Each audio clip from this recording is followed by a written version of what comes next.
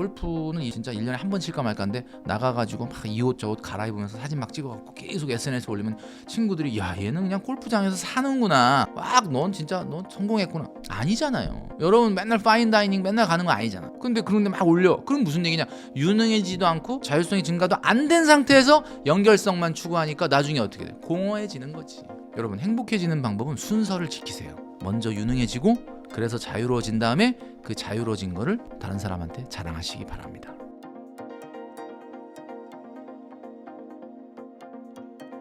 유독 한국인들이 푹 빠져 있는 가난해지는 행동이 있다고 들었는데요. 어떤 행동일까요? 네, 뭐 제가 지난 영상에서도 말씀드렸지만 전반적으로 과소비를 하는 분들이 많이 있는데 그것을 본인이 과소비라고 생각을 잘 못하는 거죠. 그래서 이제 보통 보면 이런 말들 많이 합니다. 이 정도도 못하냐, 뭐 이런 말. 네. 그 다음에 나한테 보상해야 돼, 이런 말 많이 해요. 보상이라는 게 이제 우리가 심리학에서 보상 심리라고 하는 거는 일반적으로 긍정적인 것보다는 부정적으로 사용되는 경우가 많습니다. 보상 심리는 사실 그걸 보상을 받아야 될 정도의 일이 아닌데도 보상을 받으려고 하는 심리가 보상 심리예요.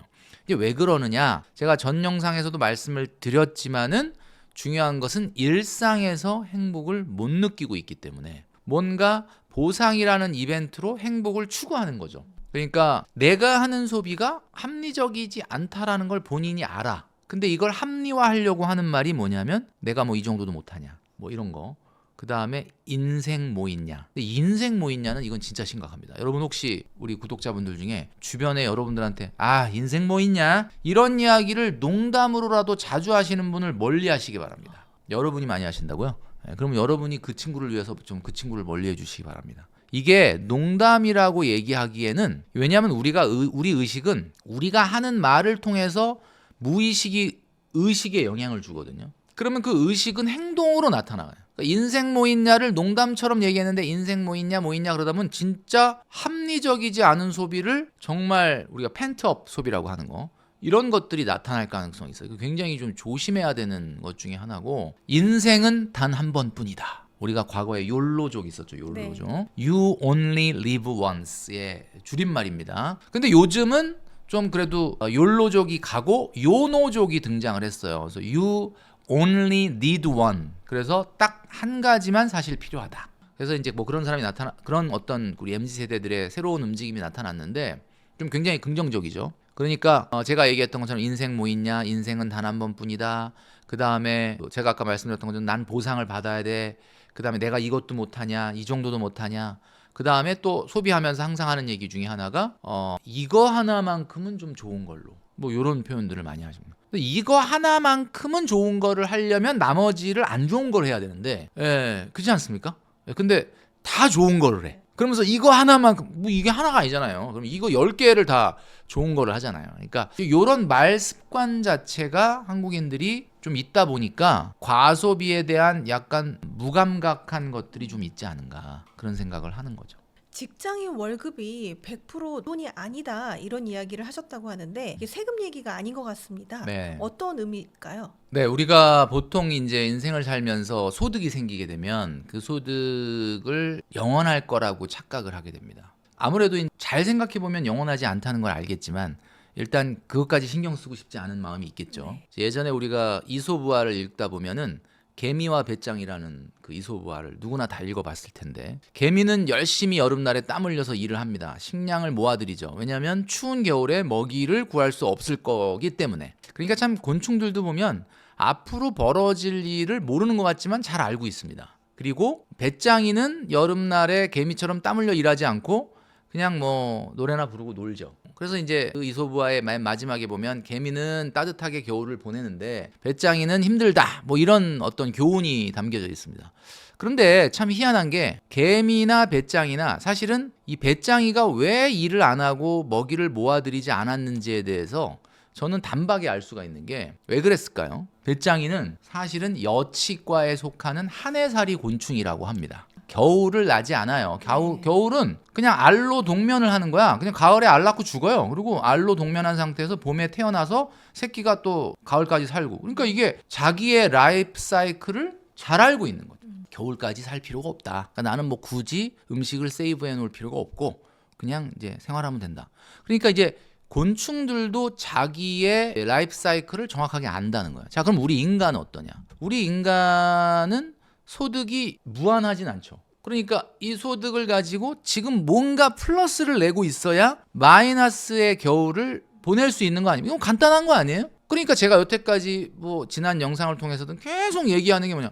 제발 플러스 인생을 살자. 그게 왜냐면 마이너스 인생이 우리 인생 가운데 있기 때문에. 근데 내가 지금 버는 거 다 쓰고 다 쓰는 것뿐만 아니라 모자라서 마이너스를 내고 있다 그러면 마이너스를 어떻게 대비하느냐. 그러니까 월급이 여러분한테 주어진다는 거는 그게 다 여러분께가 아닌 거예요. 개미와 배짱이는 그걸 알고 있었던 거죠. 그럼 만약에 우리가 그걸 제대로 안 한다 그러면 개미하고 배짱이도 알고 있었던 걸 모르는 건데, 우리의 월급 안에는 5년 후에나 10년 후에나 20년 후에 나하고도 같이 사용해야 될 돈이 들어있는 겁니다. 그러니까 100% 내 거는 아니죠. 냉정하게 보면 2030이다 그러면 지금 소득의 절반만 내 겁니다. 전 그렇게 생각해요. 절반만 내 거다. 뭐 300만 원을 벌면 150만 원만 내가 쓸 수 있는 돈이구나. 150만 원 쓰면 안 되는 거야. 이렇게 생각을 하고 접근을 해야 되는데 300만 원을 받았더니 300만 원이 뭐 지금 뭐 저축할 돈이 어디 있니? 이러고 300만 원 써. 월급이 500이 돼. 그럼 500이 되면 200을 저축하냐? 아니거든요. 또 월급이 올라가면 야 그래도 뭐 한 450은 또 쓰고 그냥 양심상 50만 원은 저축.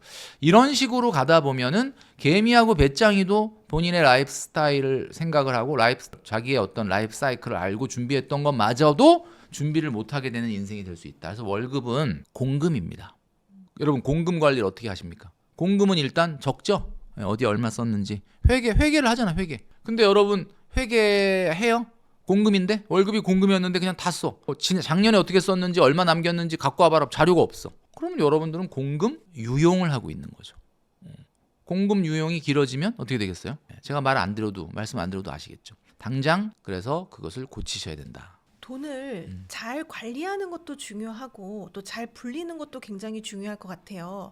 최근에 뭐 미국 주식이나 앞서 말씀해주신 비트코인을 보면 또 빨리 투자해서 불리는 것도 중요할 것 같고, 또 앞서 말씀해주신 거 보면은 나의 씀씀이를 줄이는 철저한 관리를 하는 것도 중요할 것 같은데, 이 두 가지 중에 어느 쪽에 좀 더 집중을 하는 게 좋을까요? 지금은 투자보다는 불필요한 지출을 줄이고 제가 전 영상에서 말씀드렸던 것처럼 단기간에 여러분들이 허락될 수 있는 최단기간에 1억 정도의 자본을 모을 수 있는 저축에 집중해라. 저축은 저축으로 끝나지 않습니다. 왜냐하면 저축을 열심히 하는 사람은 분명히 어떤 새로운 인사이트가 생겨요. 이게 무슨 얘기냐면 돈에 대한 태도가 바뀌게 된다. 그런 사람들이 투자도 더 잘하게 되는 거거든요. 제가 전 영상에서 그런 말씀드렸죠. 비트코인 같은 경우는 마이너스 통장이 있는 분은 하지 말아라. 제가 왜 그랬느냐면 마이너스 통장 이자율이 보통 7% 정도 됩니다. 7%라는 건 뭐예요? 마이너스 통장에 내가 빚이 뭐 얼마든 있다. 그러면 이거 내가 비트코인 투자한다는 건 뭐야? 마이너스 통장에 있는 그 빚을 갚지 않고 투자하는 거죠. 그러면 7%라는 게 여러분 얼마나 대단한 거냐면 마이너스 통장에 내가 돈을 갚으면 7% 수익이 생기는 거예요. 내가 내야 될 이자를 안 내니까. 그죠? 그러면 이제 7%라고 하는 빚이 있는데도 새로운 돈으로 원금을 상환하지 않고 비트코인 투자한다. 자, 그러면 7%예요. 자, 7%. 거기에 그러면 비트코인 투자가 7% 수익 이상 나면 이기는 건가요? 아니죠. 원래 내가 그거 투자 안 했었으면 그냥 안전한 예금을 하면 그냥 3.5가 그냥 나오잖아. 그러니까 7 플러스 3.5, 10.5% 이상이 나와야 비트코인이 이기는 거예요. 아니 뭔 소리야. 지금 비트코인이 하루에 지금 얼마씩 오르는데 1년에 10.5%는 일도 아니다. 그건 여러분들이 너무 단기간을 봐서 그런 거고, 5년으로 한번 생각해 볼게요. 그러면 10.5%가 5년 동안 날려면 어떻게 돼야 됩니까? 1 플러스 1.105의 5제곱을 하면 되죠. 그죠? 계산을 하면 이게 1.647이 나올 거예요. 아마 1.647. 그럼 무슨 얘기냐? 내가 100을 투자했는데 5년 후에 10만 달러에 샀어. 비트코인을. 근데 그게 5년 안에 16만 4,700달러가 됐다. 그러면은 같아지는 거예요. 더 이기는 게 아니고 그냥 같아지는 거라고요. 그러면 5년 안에 16만 4,700달러 이상 갈 수 있습니까? 물론 갈 수 있죠. 갈 수 있는데 뭐 아닐 수도 있고. 그러면 여러분들이 지금 내가 대출의 빚을 안 갚고 비트코인 투자한다는 거는 그 정도의 리스크를 부담을 하는 거예요. 그러면 최근에 뭐 저기 6만 7만 달러 하던 게 뭐 8만 9만 뭐 이렇게 가는데 그거 무슨 1년에 10.5% 그건 껌값이다. 물론 단기적으로 보면 그렇게 얘기하실 수 있죠. 그러면 내가 그 비트코인을 투자한 사람과 예금한 사람의 차이, 예금한 사람은 신경도 안 쓰고 그냥 자기 일만 열심히 합니다. 근데 비트코인 샀으면 올라갈 때는 막 좋아하다 또 떨어지면 속상하다가 밤에 새벽 3시에도 깨서 쳐다보고, 여러분 그 5년 동안 에너지를 더하면 내가 봤을 때는 한 1.8은 돼야지 같은 거야. 내가 진짜 생각해봤을 때. 그러면 한 18만 달러 정도 돼야 그냥 뭐 예금한 거보다 좀 낫네 이거예요. 그럼 18만 달러 갈 수 있습니까? 물론 뭐 갈 수도 있죠. 못 간다는 얘기는 아닌데, 여러분 과연 그 정도의 리스크를 테이크하는 일을 그렇게 쉽게 결정할 일은 아니다. 제가 비트코인 비관론자는 아닙니다. 비트코인은 뭐 나름 뭐 전망이 나쁜 건 아니라고 봐요, 저도. 근데 문제는 엔비디아와 비트코인의 동일한 점은 뭐야? 달러는 희소성이 솔직히 없습니다. 왜냐하면 끝없이 국채를 발행을 하고, 뭐 또 한 번 금리 왕창 낮추면 또 사실 말이 좋아서 연준이 채권 사준다는 거지만 그냥 실질로 사실 돈 푸는 거랑 다름없는 건데, 그죠? 뭐 지금 미국 정부의 그 부채가 우리나라 한화로 4경 7천조 원이라고 합니다. 4경이면 이 경이라는 게 1만 조가 1경이거든요. 그러니까 이렇게 확실한 뭐 유상증자를 하지 않는 한은 엔비디아도 숫자가 똑같은 거고, 뭐 그죠? 비트코인도 뭐 똑같은 거잖아요. 그러니까 뭐 그 희소성은 인정을 하는데, 엔비디아는 그래도 뭔가 돈을 벌지 않습니까? 현금 흐름. 비트코인은 현금 흐름은 없거든요. 그러니까 올라가되 최근에 급등한 거가를 반영을 해서 여러분들이 상당히 좀 조심해야 될 필요가 있다. 그리고 제가 말씀드렸던 것처럼 마이너스 통장에 7% 이자를 안 갚고 투자를 하실 정도의 사람이면 그건 최소한 1년에 한 12, 3% 정도 나야 그게 아마 같은 숫자가 될 것이다. 요거는 꼭 알고 투자를 하셔야 되는 거죠. 부자가 되기 위해 갖춰야 할 기질 중에 가장 중요한 걸 뭐라고 보시나요? 부자가 되기 위한 기질은 일단 절제와 저축이 일단 기본이 돼야 돼요. 이 세상의 모든 부자들은 대부분 다 절제와 저축을 겸비하고 있습니다. 물론 어설픈 부자들 중에는 아닌 사람도 있어요. 근데 진짜 부자들을 보면 대부분 다 절제를 하더라. 내가 한 100억 정도 있으면은 람보르기니 같은 거 한 대 뽑을 것 같은데 라고 생각하지만 100억인 부자를 만나보면 람보르기니가 없어요. 람보르기니를 왜 사냐? 이래요. 심지어는. 저는 이제 부자는 아니지만 제가 이제 유튜브를 어딜 나갔는데 저를 이렇게 소개하더라고요. 신용 점수 만점에 강남의 40평대 자가 아반떼를 타고 다니는 우리 머니 트레이너 아무개님 뭐 이렇게 소개를 하더라고요. 어디선가 제 정보를 다 끌어 모아갖고 아마 만드신 것 같아요. 내가 훌륭하다라고 말씀드렸는데 저는 이제 가장 중요한 게 차를 아반떼를 타요. 그래서 많은 분들이 캐릭터 아니냐. 그래도 뭐 아반떼보단 좀 더 좋은 차를 탈 수 있잖아요, 사실. 그렇죠. 뭐 제가 아주 엄청난 부자는 아니지만 그래도 뭐 전 빚도 없고요. 그리고 뭐 그래도 제 친구들 중에 그래도 제가 가장 뭐 자산이 좀 있는 편인데 뭐 BMW 벤츠 탄다고 누가 손가락질하지는 않을 수도 있겠죠. 근데 일단 싫어 그냥. 저는 기본적으로 벤츠 BMW가 싫어요. 왜 싫으냐면 딱 탔을 때 차 좋죠 당연히. 좋다. 불편해. 비싼 차를 내가 왜 타야 되는지 잘 모르겠어요. 아반떼를 탔는데도 구름 위를 나는 것 같습니다. 이게 새 차라 그런지 제가 딱 1년 됐는데 진짜 너무 좋아서 제가 어떤 생각이 들었냐면 도대체 아반떼가 이렇게 좋으면 이거 도대체 제네시스는 얼마나 좋을까 뭐 이런 생각을 했거든요. 그러니까 한마디로 말을 해서 기질이 어떤 기질이냐면 뭔가를 돈을 쓰면서 행복을 느끼지 않는 기질이 있어요. 여러분 좀 이해가 안 가시는 분도 있을 수 있겠죠. 그러니까 뭐냐면 저는 이런 생각이 드는 게, 그러니까 제 주로 만약에 제가 무슨 또 좋은 물건이 있거나 옷이 있거나 이런 건 다 사실 와이프가 사준 겁니다. 왜냐면은 이런 좀 하나 사야 돼 막 이러면서 나는 왜냐면 아끼는 게 아니라 안 사 아예. 그러니까 돈을 뭔가 이렇게 하는 거에 대한 불편함이 있어요. 그러니까 뭐 밥을 사 먹고 직원이나 누구를 만나서 뭐 밥을 사고 이런 거는 괜찮아. 이런 거는 좀 그래도 잘 쓰는 편인데 뭐 이렇게 물건을 사거나 뭐 비싼 뭘 하거나의 극도로 저는 뭐라 그런가 좀 그런 게 있거든요. 그래서 제가 찾아보니까 애덤 스미스가 부자의 기질에 대해서 얘기를 했더라고요. 애덤 스미스가 여러분 아시겠지만 보이지 않는 손 국부론의 저자인 애덤 스미스가 이런 말을 했습니다. 무슨 얘기냐면 부자는 부의 소비에 의한 행복을 느끼는 게 아니라 부의 연속성에 의한 행복을 느낀다. 이런 말을 했거든요. 진짜 마음에 확 와닿았어요.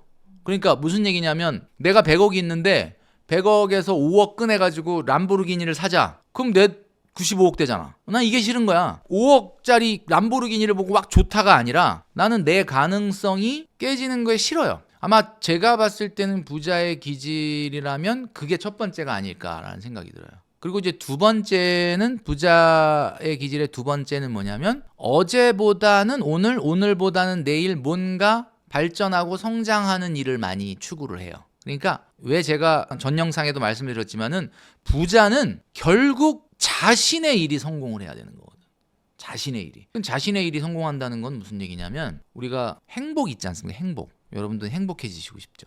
행복. 부자도 행복해지려고 부자가 최종 목적은 아니잖아. 부자가 되면 행복할 것 같아서 부자를 원하는 거 아니에요? 혹시? 그럼 만약에 부자 안 되고도 행복할 길이 있다면 그걸 선택하실 수도 있겠죠.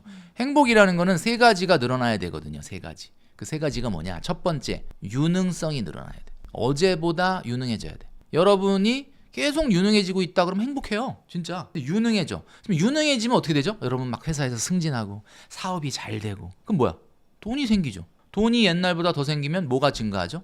자율성이 증가합니다. 유능성이 증가하고 그 다음에 자율성이 증가. 부자를 우리가 부러워하는 이유가 뭐야? 부자는요, 파리에서 아침에 일어나서 이렇게 커피 마시다가 야 오늘 점심은 저 로마 가서 좀 맛있는 거 먹자. 이러면 야 비행기 좀 해놔봐. 그러면 딱 비행기 타고 로마 가가지고 거기서 점심은 못 먹겠구나. 저녁을 먹는 거야. 그게 자율성이야. 내가 하고 싶은 대로 할 수 있다는 거야. 그러니까 여러분이 유능성이 증가되면 돈이 더 생기죠. 돈이 더 생긴다는 건 뭐야? 자율성이 증가한다는 거야. 내 마음대로 하고 싶다. 내가 하고 싶은 거 다 할 수 있다는 거야. 그죠? 그 다음에 또 뭐가? 유능성이 증가되고 자율성이 증가되면 사람들이 막 박수 쳐줘 옆에서. 훌륭하세요. 막 좋아요 눌러주고 막 이런. 그게 연결성이야. 연결성. 연결성이 뭐죠? 이 세상에 나만 존재하는 사람은 없어요. 이 세상은 다 네트워킹으로 연결돼 있어. 그러니까 누군가 날 보고 막 박수 쳐주고 막 훌륭하다 막 이렇게. 그죠? 그러니까 어떻게 돼요? 그 사람은 그 박수를 받으면서 내가 이렇게 훌륭하구나. 이 세 가지 유능성, 자율성, 연결성 이 세 가지가 증가하면 행복해지는. 그런데 유능해지지도 않고 자율성이 높아지지도 않았는데 박수 받는 게 SNS예요. 조심하셔야 되는 거죠. 유능해지지도 않았고 더 자유로워지지도 않았는데 박수 받고 싶어. 그래갖고 막 약간 그거 주작이죠 사실은.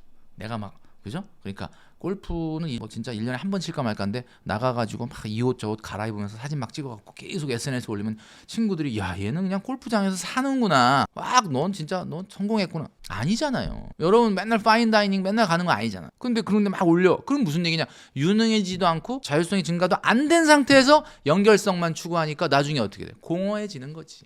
여러분 행복해지는 방법은 순서를 지키세요. 먼저 유능해지고 그래서 자유로워진 다음에 그 자유로워진 거를 다른 사람한테 자랑하시기 바랍니다. 너무 좋은 말씀이신 것 같아요. 네, 이게 네. 행복은 제가 봤을 때는 행복은 가진 게 늘어난다고 늘어나질 않아요. 여러분 한번 10년 전과 지금 비교해 보세요. 우리 카프카님도 10년 전에가 가진 게 많았어요. 지금이 가진 게 많았어요. 지금이죠. 그죠? 뭐 아주 최근에 뭐 사업을 말아먹었다 이런 사람 아닌 다음에는 다 지금이 10년 전보다 더 많이 가졌죠. 그러면 냉정하게 10년 전이 더 행복했습니까? 아니면 나는 지금 더 많이 갖고 있으니까 10년 전보다 단연코 지금이 더 어느 쪽이 행복합니까? 글쎄 내가 지금 단연코 그때보다 월등히 행복하다라고 말할 수 있는 분 많지 않죠. 그 왜 그래? 가진 게 늘어나는 동안에 원하는 게 더 빨리 늘어나는 거야. 그러니까 무슨 얘기냐면 가진 게 분자값에 있고 분모값에 원하는 게 있는 거거든요. 원하는 것분에 가진 게 행복이잖아요. 그럼 여러분 행복해지는 방법은 간단합니다. 가진 것도 늘어나야 되겠지만 분자값도 늘어나야 되지만 분모값이 생각보다 빨리 안 늘어나야 돼. 그럼 빨리 안 늘어나려면 어떻게 해야 돼? 그게 뭐예요? 결국 여러분들이 갖고 있는 것에 대한 가치와 감사를 발견하는 행동을 같이 하셔야 되는 거예요. 일주일 살아내고 나서 이번 주에 얼마 벌었나 이것만 생각하지 말고 내가 이번 주를 잘 살아냈는데 너무 감사하다. 내가 지금 두 팔다리 멀쩡하게 걸어다니고 가을 하늘을 보고 떨어지는 낙엽을 보고 커피 한 잔 마시고 친구들과 얘기하고 오늘도 일하러 갈 수 있는 일터가 있다. 너무 감사합니다. 이게 회복이 돼야지 행복한 거지. 그러니까 난 재테크라는 말을 그래서 사실은 너무 안 좋아하진 않아요. 그러니까 재테크는 물론 해야 되겠지만 재테크와 더불어서 우리 마음 테크를 해야 됩니다. 그래야 여러분 행복해질 수 있다. 그래서 오늘 성정길 TV에 구독하시는 많은 분들 재테크도 성공하시고 여러분들이 이 연말을 맞이하여서 내가 얼마나 오래 감사한 일이 많았는지 이런 것도 한번 체크를 해보시는 시간이 됐으면 좋겠습니다. 또 이렇게 지금 오늘 나오셔가지고 해주시는 이런 좋은 말씀들을 또 책에서도 또 저희가 볼 수 있다고 네. 들었는데요. 신간 나왔죠? 네, 얼마 전에 이제 한 달 정도 전에 딱 1억만 모읍시다. 딱 1억만 모으면 끝나냐? 네, 끝납니다. 딱 1억만 모으면 내 삶에 대한 태도가 바뀝니다. 책이 나왔으니까 좀 많은 관심 부탁드리고, 제가 이번에 9번째 책인데 여태까지 한 번도 안 하던 행동을 했습니다. 이번에 인세를 전액 다 기부하기로 오. 결정을 했는데, 그래서 그런지 뭐 초반에 스타트는 좋은 것 같습니다. 벌써 4세까지 찍었고, 근데 이제 좀 판매량이 좀 너무 초반에 괜찮다 보니까 50대 50으로 할 걸 잘못했나 이런 생각이 좀 들기도 하고, 어쨌든 뭐 좋은 일을 하기로 했기 때문에 여러분들 많이 사랑을 해주시면 좋겠습니다. 네, 오늘 이렇게 나와주셔서 너무나 좋은 말씀들을 많이 해주셔가지고 너무 감사드리고요. 마지막으로 성공의 진심인 저희 구독자분들께 한 말씀 부탁드립니다. 네, 자, 성정길 TV 구독자 여러분, 연말을 맞이하여서 여러분들 올 한 해를 정리해보는 시간을 꼭 가지시기 바랍니다. 정리만 하지 마시고 한 달 정도 먼저 2025년도를 계획해 보시면 어떨까라는 생각을 합니다. 자, 여러분 늘 건강하시고요. 새로운 한 해를 건강하게 맞이하시면 좋겠습니다. 네, 감사합니다. 네.